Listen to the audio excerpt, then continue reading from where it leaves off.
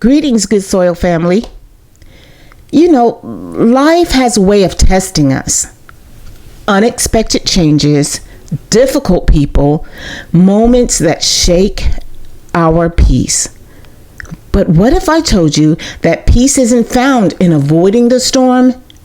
It's found right in the middle of it. Today, we're exploring equanimity, what it means, why it matters, and how you can root yourself in it every single day.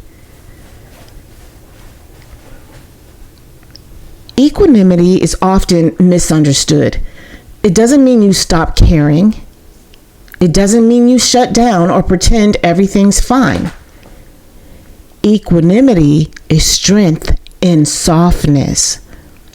It's the ability to stay balanced in the middle of life's highs and lows.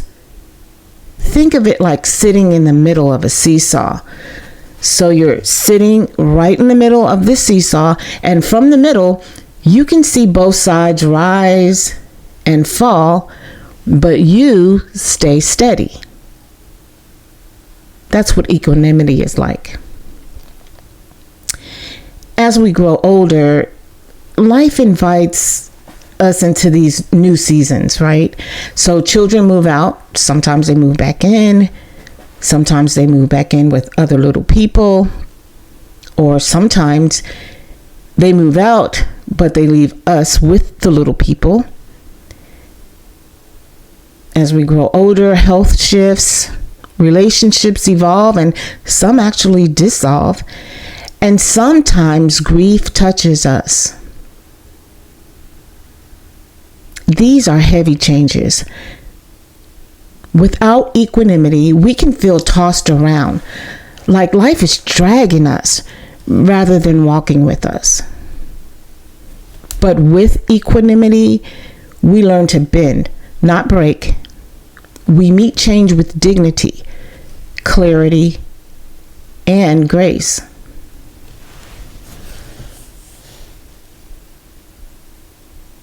So how do you practice equanimity? Well, you can start small.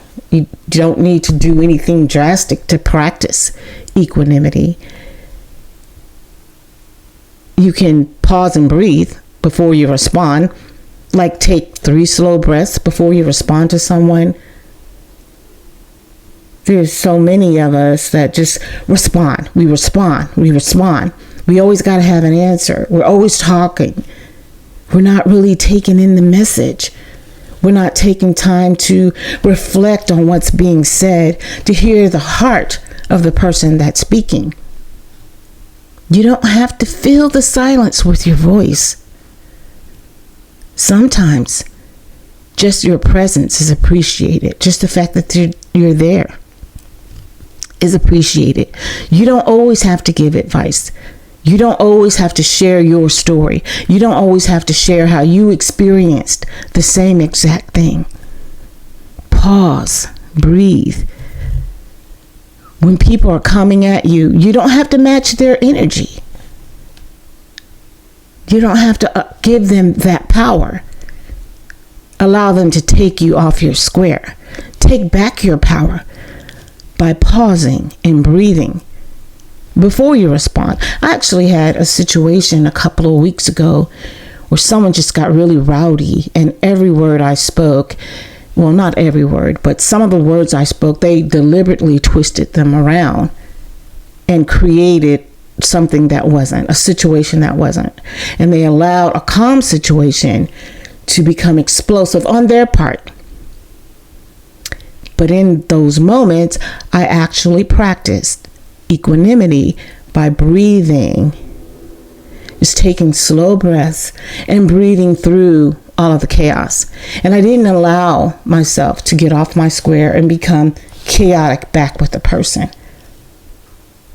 because I knew that eventually things were going to shift in this situation and that relationship was going to dissolve. I knew that. And here we are today, and that situation has been taken care of. So yeah, You don't always have to match energy. Just trust that everything will work out. Detach from outcomes. I mean, we spend a lot of us spend a lot of time worrying about tomorrow. What's going to happen tomorrow? What if this is going to happen tomorrow? So we make up all of these scenarios. We spend all of this time in our imagination. And a lot of times the things that we worried about or the outcomes that we imagine doesn't even happen. It doesn't even play out like that. And we spend so much time worrying about tomorrow, becoming depressed about tomorrow, being anxious about tomorrow, being upset about tomorrow, when tomorrow is not even promised. It's a hope. It's something that you hope for. It's not promised. And what happens is you rob yourself out of peace. Peace is for right now.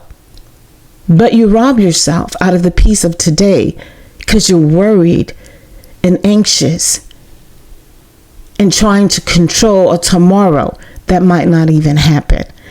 So release what you can't control and focus on your effort, your presence. Focus your effort on your presence is what I meant to say. Focus your effort on being present in the moment. Focus your effort on having peace right now, today.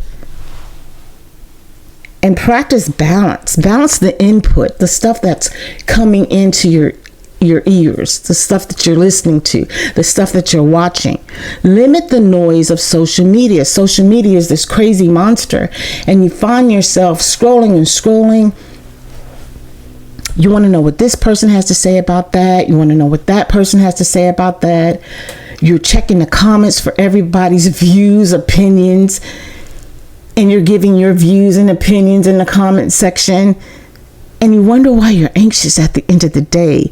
Limit the noise of social media and increase the quiet of reflection. Allow gratitude to be your anchor. Gratitude keeps you present when life feels overwhelming.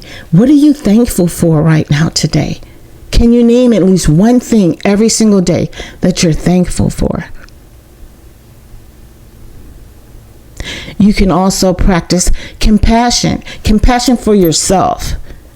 Because honestly, how can you sincerely give compassion to other people when you're not even compassionate with yourself? So ask yourself, am I reacting from fear or responding from love? Practice compassion. Now, these are small shifts, but honestly, as small as they are, they can change everything around you.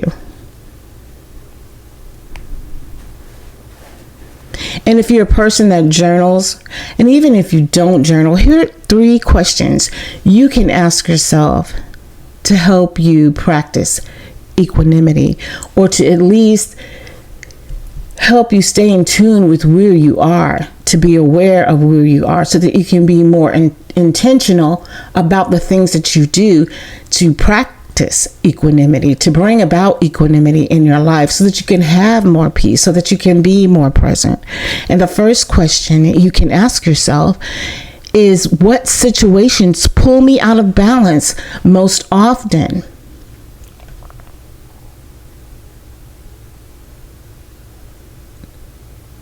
The second question you can ask yourself is, how can I anchor myself when life feels stormy? And I just gave you some suggestions for that.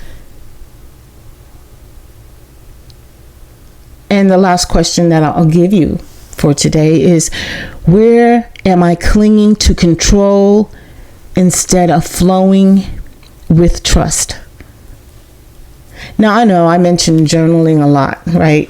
Because honestly, it's something that I practice every day, just about every day. I might skip a day or two, but it is a big ritual in my life. It's a big part of what I do to stay anchored, to stay centered, to stay grounded, to stay rooted. It's a equanimity practice of mine, helps me to keep peace. So for me, journaling invites you into deeper awareness also. So yeah, take some time with these questions, but don't rush the answers. Let them reveal your roots. So equanimity doesn't remove life's storms, but it does give you the strength to stand through them. And remember, when the storm passes, the tree that bends will always stand taller than the one that refused to move. Stay rooted, stay steady, and remember, no matter what comes, you are still growing. So y'all, thank you for spending this time with me in good soil. If today's lesson resonated, please share your reflections in the comments. I love hearing from you. And don't forget to like, subscribe, and join me again for more lessons in soft living and graceful growth. Until next time, ciao. Hey, it's me, Sherry G. I just wanted to thank you again for spending this moment with me. If today reminded you that you're still growing, then we're doing something right. Don't forget to like, subscribe, and hit that little bell so you never miss a moment of growth, grace, and good soil. Until next time, stay rooted, stay radiant, and remember, you're not done blooming yet.